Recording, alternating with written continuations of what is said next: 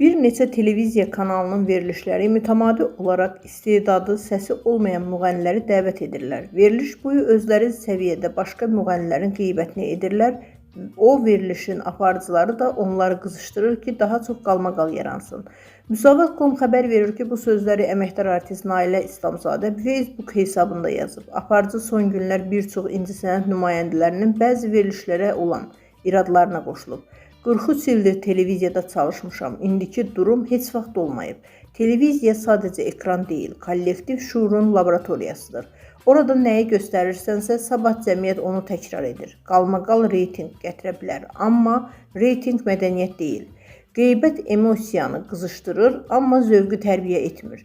Əgər efir meydanı səsi, sənəti, zəhməti olmayanların bir-birini aşağıladığı platformaya çevrilərsə, bu artıq əyləncə yox, estetik degradasiyadır.